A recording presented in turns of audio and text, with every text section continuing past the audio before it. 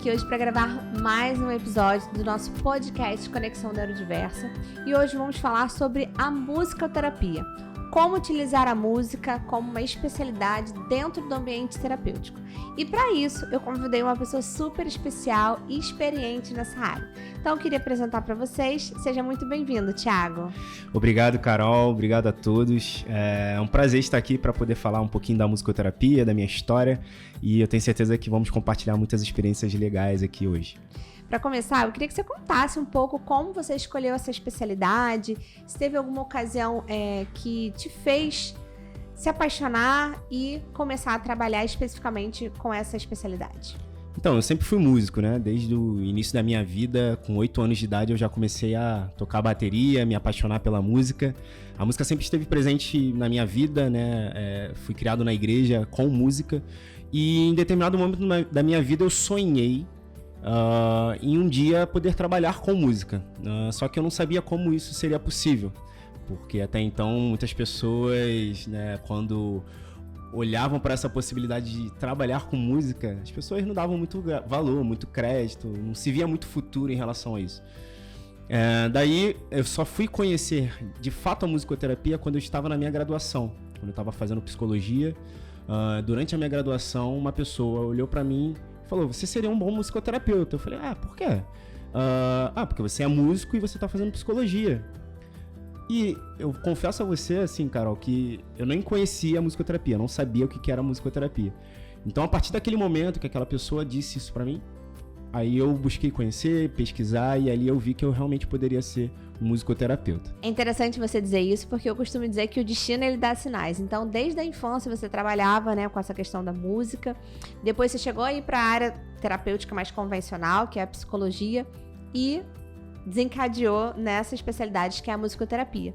E eu queria que você falasse também se ser formado em psicologia e em musicoterapia, uma especialidade ajuda dentro da outra, você utiliza os conhecimentos de ambas nas suas sessões terapêuticas? Com certeza, né? Eu creio que a minha graduação em psicologia, ela me deu uma base muito, muito interessante para eu atuar como musicoterapeuta hoje. Eu tinha já um conhecimento técnico de música, né? Por conta da minha trajetória, da minha história, mas foi na graduação em psicologia que eu pude ter uma sensibilidade, um olhar diferente em relação às pessoas, né? Um olhar de fato terapêutico. E na musicoterapia a gente costuma dizer que a musicoterapia, ela tem os objetivos não musicais, né? O que isso quer dizer? A musicoterapia, ela não está preocupada com a estética musical. Ela está preocupada com os efeitos terapêuticos que nós vamos promover para os nossos pacientes, né? E a psicologia acabou me dando essa sensibilidade. Ela me deu essa bagagem, de fato, para que eu pudesse hoje ter um olhar ainda mais aprofundado, né, em relação aos meus pacientes, para traçar os objetivos com mais clareza, né, em relação a todo o potencial que eu posso conseguir, né, na evolução de todos os meus pacientes. E a gente percebe que ainda existe uma falta de conhecimento sobre o que de fato é a musicoterapia. Muitas pessoas acham que musicoterapia é aula de música, que você vai aprender a tocar um instrumento. E qual é a diferença de você fazer uma aula de música e você fazer uma sessão terapêutica de musicoterapia? Então, Carol, essa é uma excelente questão, né? Sempre nós precisamos reforçar isso com as pessoas, porque ainda há muita confusão em relação aos conceitos de aula de música, de musicalização e de musicoterapia, né? E aí, o que de fato diferencia a musicoterapia da musicalização? São os objetivos, né? Os objetivos que eu já estava aqui mencionando antes para vocês. Os objetivos da musicoterapia, eles não são musicais. E os objetivos da musicalização são objetivos musicais. Então, essa é a grande principal diferença entre essas duas áreas de atuação. Não significa que a musicalização é ruim, que a musicalização não funciona, e também não significa que a musicoterapia não funcione. Mas são duas áreas diferentes que utilizam as mesmas ferramentas, né, que são as ferramentas musicais, mas com objetivos diferentes, né? Então a musicalização, ela tem uma proposta de alcançar objetivos técnicos musicais, estéticos, né, em relação aos alunos, né? E a musicoterapia, na verdade, ela tem os objetivos completamente terapêuticos. Então, com a musicoterapia, eu não estou preocupado em fazer com que o meu paciente seja um excelente violinista ou um excelente pianista, né? Na verdade, eu estou preocupado com que o meu paciente se comunique, interaja, com que ele consiga evoluir no seu desenvolvimento social, no seu desenvolvimento sensorial e em diversos outros aspectos aí da vida dele. E, na verdade, uma coisa não impede a outra também. Uma criança que pode começar a fazer musicoterapia, depois, no futuro, pode se identificar com alguns dos instrumentos. Com certeza. Inclusive, dentro da sessão terapêutica, eu não sei se você já teve essa experiência, né? De algum paciente se identificar tanto com o instrumento e levar aquilo ali pro resto da vida dele. Já aconteceu isso? Com certeza, já aconteceu. Inclusive, hoje eu acompanho alguns meninos que já foram meus pacientes. E nós estamos formando uma banda, né? Então tem um que canta, o outro toca bateria, o outro toca violão. E a gente está recrutando aí um baixista e um guitarrista. Quem sabe a gente não consegue Quem sabe, aí, ó. se você tá vendo esse podcast. E, de fato, a musicoterapia foi importante para que eles pudessem ter uma atenção adequada, né? Uma exploração adequada com o instrumento. Mas hoje... eles conseguiram um nível tão bacana, né, de interação e de atenção para aprender um instrumento que eles conseguiram se desenvolver musicalmente, né? Então eles conseguiram aprender ali uma teoria musical, eles conseguem hoje fazer acordes nos instrumentos. Então a gente vê como a musicoterapia ela pode ser um passo importante, uma etapa importante para a musicalização de muitas dessas crianças ou adolescentes que hoje, né, não conseguiriam, de repente, fazer uma aula de música, mas através da musicoterapia elas conseguem alcançar pré-requisitos necessários para que elas possam futuramente tocar um instrumento ou cantar, enfim. E como que a gente pode usar a música terapeuticamente? A gente falou, né, que os objetivos da musicalização e da musicoterapia são diferentes. E eu queria que você comentasse pra gente como nós podemos usar a música de maneira terapêutica para alcançar objetivos. Se você puder, dê alguns exemplos pra gente. Então, com a música, nós conseguimos alcançar alguns objetivos importantes, né, nesses marcos do desenvolvimento infantil. A gente consegue trabalhar, né, para ajudar na aquisição de linguagem, na interação, atenção compartilhada, habilidades sociais, né, com a musicoterapia.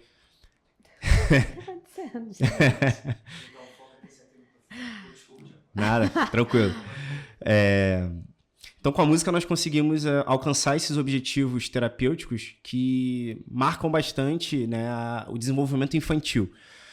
Através da musicoterapia, a gente está trabalhando a linguagem, a gente está trabalhando a comunicação, a interação, as habilidades sociais de uma criança. A musicoterapia é fundamental nesse processo.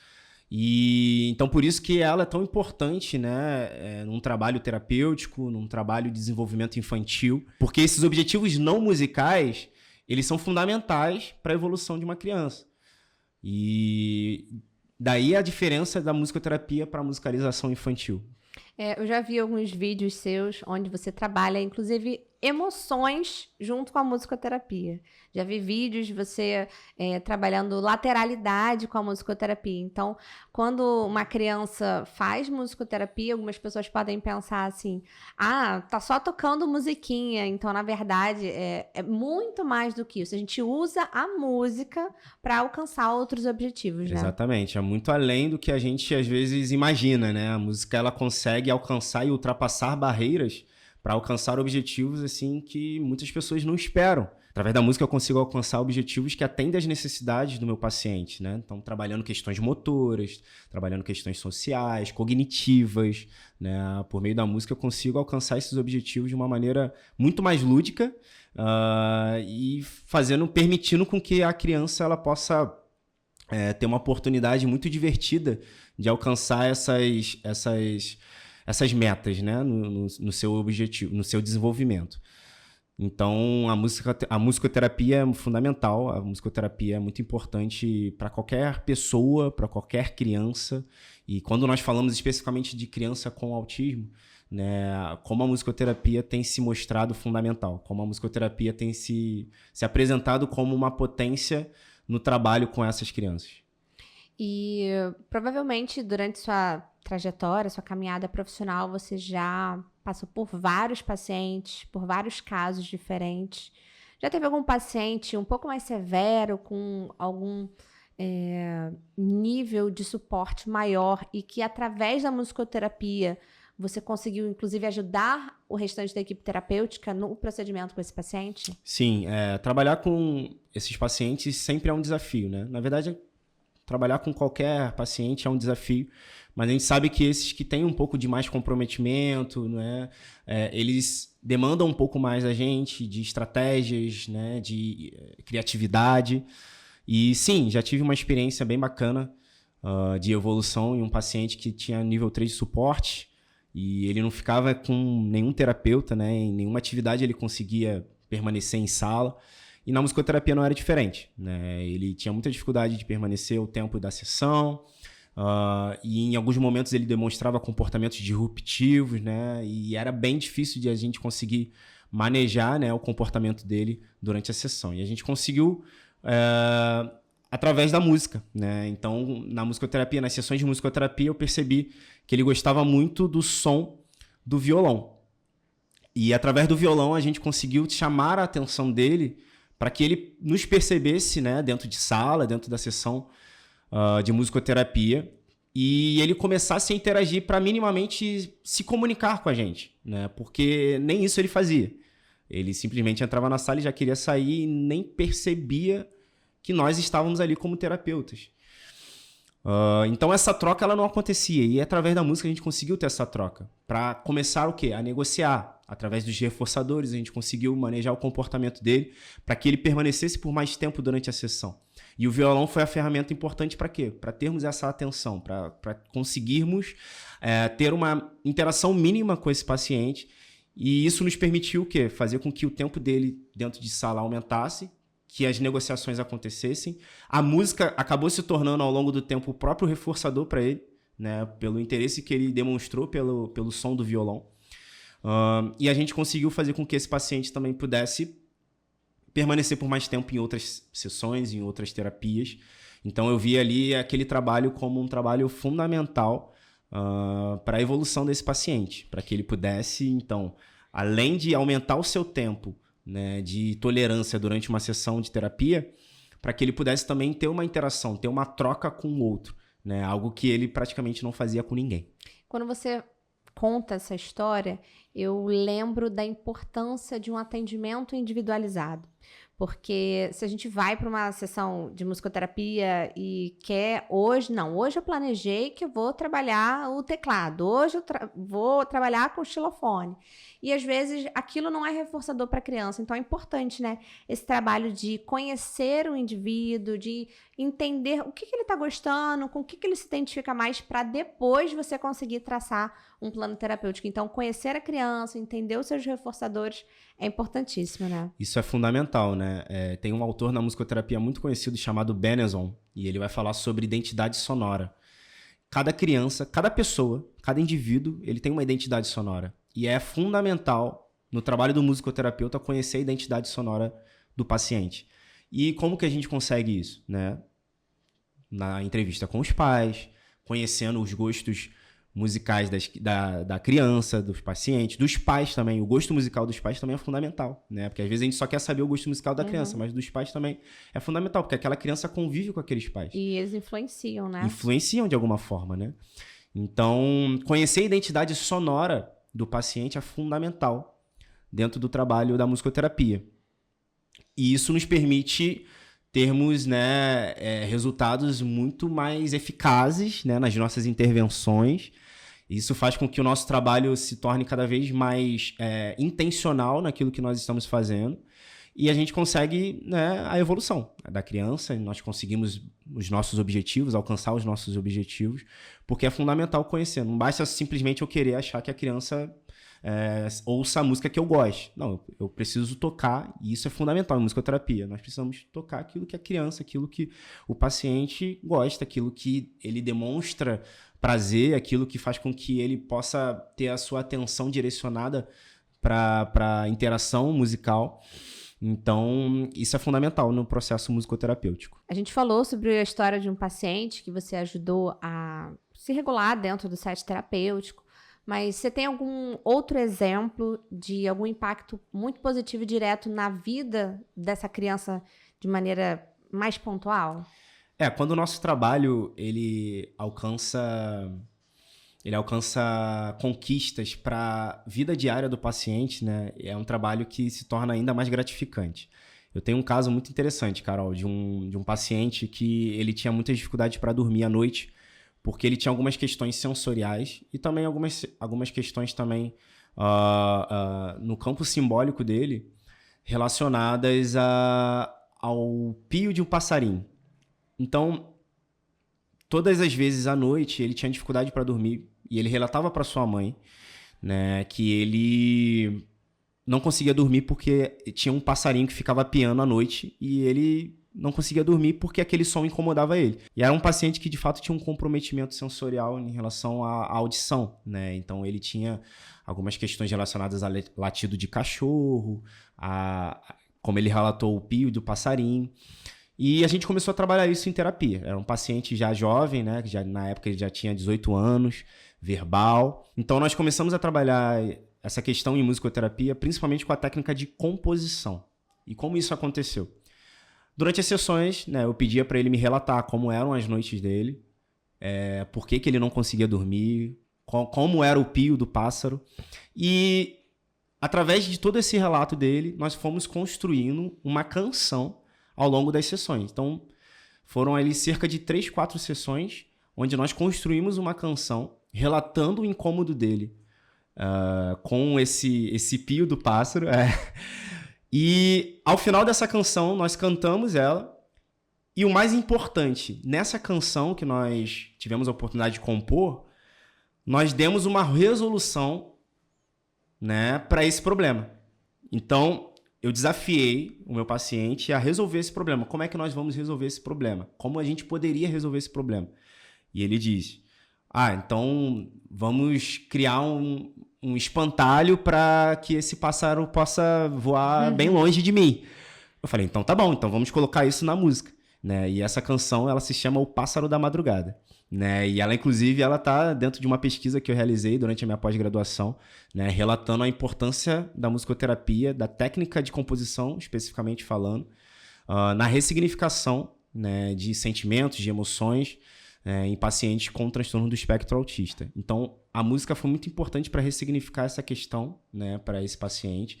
A partir daquele momento que nós criamos a música, a mãe desse paciente relatou que ele nunca mais teve dificuldade para dormir, reclamando do som do pássaro. E como você imagina que a musicoterapia vai ajudar uma criança a dormir, né? Ninguém mais fala, tem que botar no psicólogo, tem que tomar um remédio, né?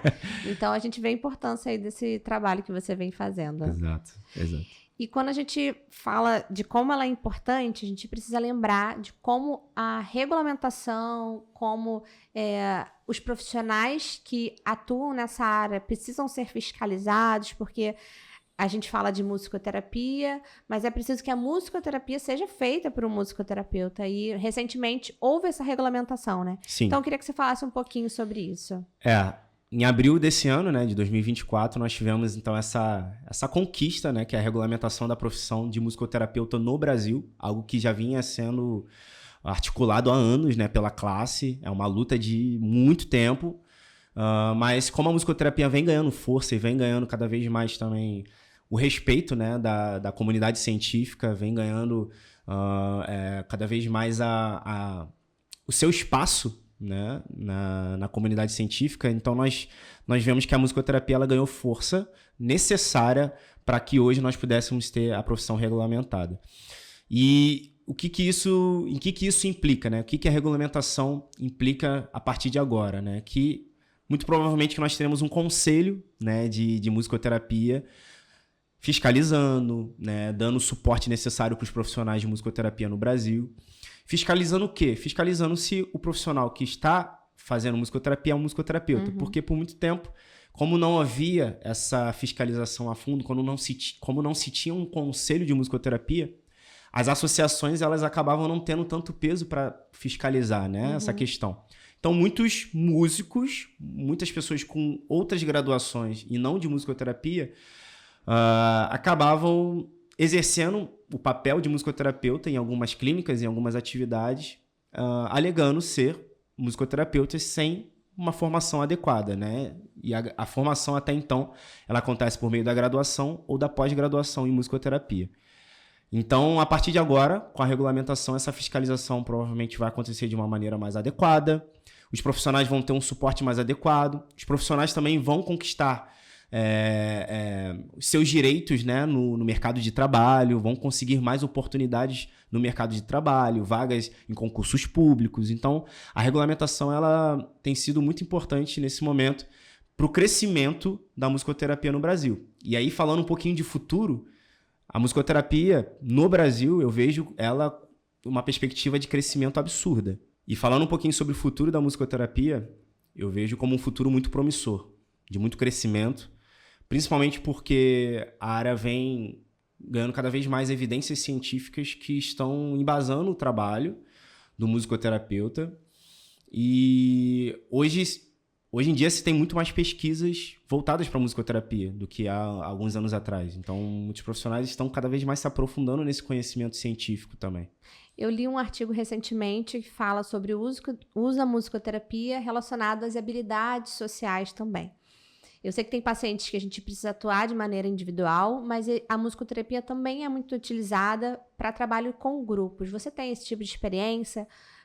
O que você pensa desse tipo de trabalho? Sim, é um trabalho que eu amo fazer. É um trabalho que eu amo fazer, que eu faço com muito prazer, com muito gosto, porque a musicoterapia, de fato, ela promove resultados muito significativos no desenvolvimento das habilidades sociais, né, nas crianças com autismo, principalmente, que são comprometidas exatamente nessa área, né?